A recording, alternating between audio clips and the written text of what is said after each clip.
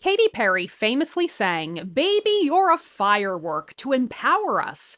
But what if you were a firework and you actually kinda sucked?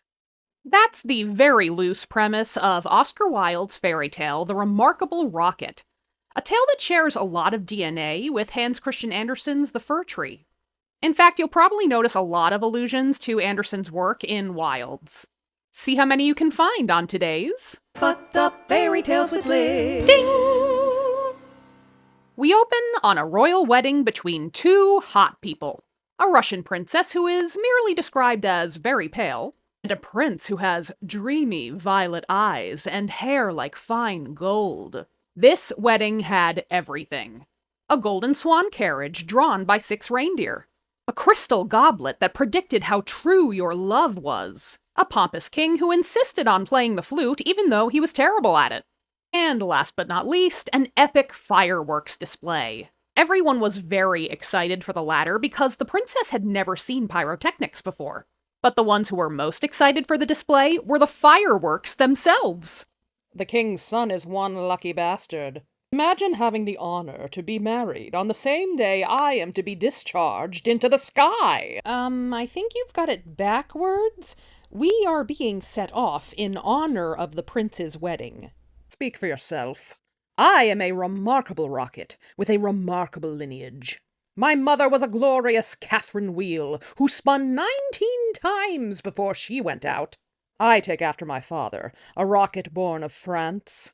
He flew so high, spectators thought he'd never come down. I bet when you woke up today you didn't think you'd end up contemplating how the hell fireworks reproduce. But now you gotta think about it. It's in your head.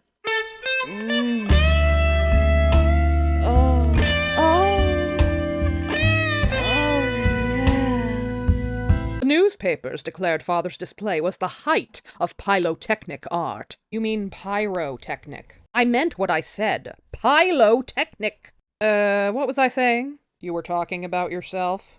Right, I knew it was an interesting subject. That's why it was so rude that I was interrupted. I am very sensitive, you know.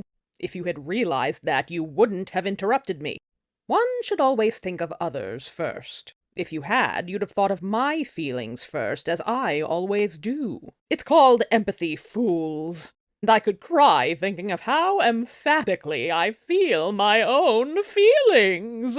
Well, don't cry for fuck's sake. A wet firework is useless.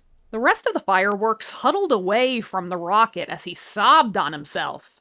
At midnight, the royal pyrotechnician set off the fireworks display to raucous applause. Each firework earned its admiration, beautifully lighting up the sky and complementing each other.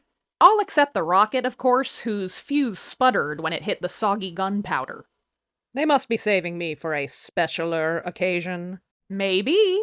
Or maybe you're a fool who's about to get thrown into a muddy ditch. Ooh, a mud bath. I haven't had a spa treatment in ages. Hello there, you must be new in town. Welcome to the pit. Pity it's such a sunny day, though. I prefer the rain. How about you? Well, don't you have a lovely voice? You should join the Glee Club. You'll probably hear us rehearsing later. Apparently we have a large audience, too. The other night the farmer's wife was saying she couldn't sleep a wink because of how much she was hearing us. Can you imagine being so popular? Anyway, I must be off. Lovely talking to you. Talking with me? You didn't let me utter a word. I prefer to do all the talking. It avoids arguments. Ta-ta! You know, I hate people who only talk about themselves. They never stop to think I might want to talk about myself. He's gone, babe. Well, I don't have to stop talking for him. I love to hear myself talk. It's one of my greatest pleasures. I could talk to myself for hours because I am so clever, I don't always understand myself. Well, I'm out too. Fine, go. Someone will come along to appreciate my genius someday. My, you're a weird-looking little dude. Were you born like that? I won't take offense, because as a common country duck, you have no idea how remarkable I am. You have no idea that I can fly high into the sky and descend in a golden shower. I'm not really into that, but to each their own. Are you looking to settle here? It's a lovely neighborhood. No, how could I possibly stay here? It is so suburban. I will be back at court as soon as possible. Ah, courtly life. I held public office for a bit, but all we did was issue hollow condemnations. Now I keep house, which is much more useful. Ah, well, off to lunch. Come back, you middle-class square! Golly, look at this queer old stick! He must mean queer gold stick. Let's put it in the fire and see what happens. The boy and his brother picked up the rocket and they stuck it in a small fire pit. They put a kettle on to boil and lay down for a nap. Suddenly, the rocket caught fire and took off. Everybody, look at me! It's about to rain gold up in this bitch. See, no one was seeing it, though. The boys were fast asleep and there was no one else around. The rocket did explode, which is pretty impressive considering all it had been through. But with no one to impress, it fell from the sky and it hit the back of a goose on the way down.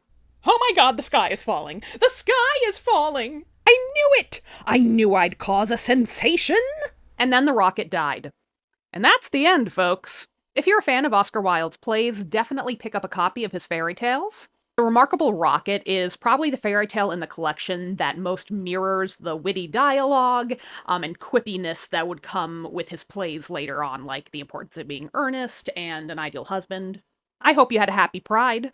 Thanks for watching all my stories. I'll see you for the next fucked up fairy tale.